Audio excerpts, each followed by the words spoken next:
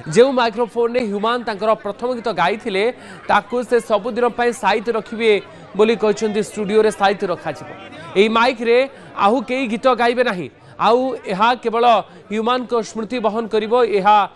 केवल दर्शेब जे ह्यूमान सागर यही माइक रु यही स्टूडियो रु तांकर यात्रा आरंभ करथिले एवं तांकर सफलतार सोपान एठु आरंभ होइथिला जेतेबेले तांकर कैरियर आरंभ करथिले एवं जो स्टूडियो रु से तांकर गीत आरंभ करथिले आमे एबे सेही स्टूडियो रे अछि एवं ये होची सेही स्टूडियो परिसर रो दृश्य एवं ए जो माइक आपण देखुचंती ये माइक होची सेही माइक जोंटी ह्यूमन तांकर प्रथम गीत एही माइक रे बोलिथिले ये माइक भी आज तांको झुरुची ये माइक आज खोजुची तांकर से प्रिय कंठशिल्पी ह्यूमन सागर को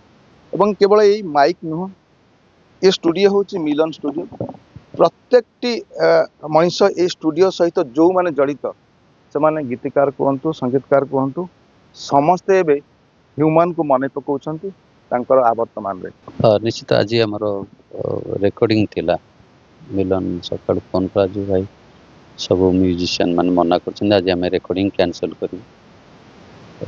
मुझे ठीक अच्छे मानसिक स्तर जब समस्ते चाहूना आज आम रेकर्डिंग कैंसल करवा तार किसी समय पर पुणी फोन कला कहला भाई गोटा मो कथा गोटे कथा मु भावुँ मुझे कौन कह ना जो माइक्रोफोन जो स्टूडियो से कैरियर आरंभ करथिला आमे से माइक्रोफोन को ता ह्यूमन आर डेडिकेट करवा जे से माइक्रोफोन ता कैरियर आरंभ करी आज पीक पहुंचता जो कैरियर आरंभ करथिला से माइक्रोफोन ह्यूमन ना रे डेडिकेट करवा एवं से माइक्रोफोन आज ठारू रेकॉर्डिंग हवा नाही ता गोटा संतक ह्यूमन रो संतक हिसाब स्मृति हिसाब रे ताको रखा जीवो एवं ह्यूमन जो युवपीढ़ी माने आसीबे गीत शुणुतु बा देखिबे जे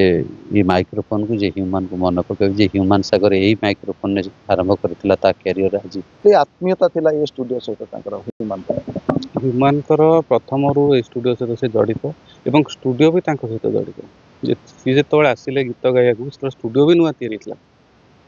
तेणुकरी आमे साइमल्टेनियसली काम करथिले एवं तांकर टैलेंट बल रे गीत हिट होता से ऊपर जाते साइमल स्टूडियो भी से अनुसार ग्रो करथिला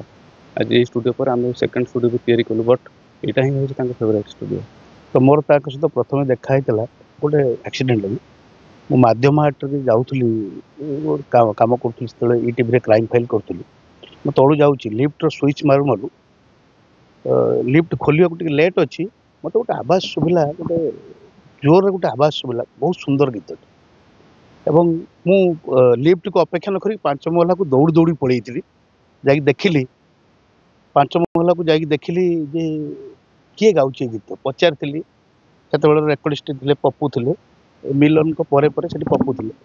पचारि ये गीतटा गाई किए से पिलाटी आसिक कहला दादा मुई गाई मुझे कहली बाबा तुम ये गीत गाउच से जीशु ख्रीष्ट गोटे गीत प्रथम गीत था सोना सोना सब गाई आते सुंदर भाव एत चमत्कार भाव गाई जे माने ता भाई म्यूजिक करता सहित तो मोर 6 वर्ष है संपर्क था जिते फास्ट फास्ट आसती जेहतु से आगुरी ना करते अड़ लगुला बहुत मिसी होता बहुत पर्सनाल कथबार्ता भी आम कथबार्ता हो तो बहुत जल्दी से गीतटा को कैच कर जाती स्वरटा से आगुरी शुणी न था कि डमीटा शुणी सांगे सांगे से उठे कर गाई दिखती बहुत जल्दी गाई दिखती नीरवी जाइछंती ह्यूमन सागर किंतु तांको स्वर एबे भी शुभुची आगु को शुभिब एवं तांको भल पाउथबा एवं तांको गीत को भल पाउथबा लक्ष लक्ष श्रोतांको कान रे सबुदिन गुंजरित हेउथबा।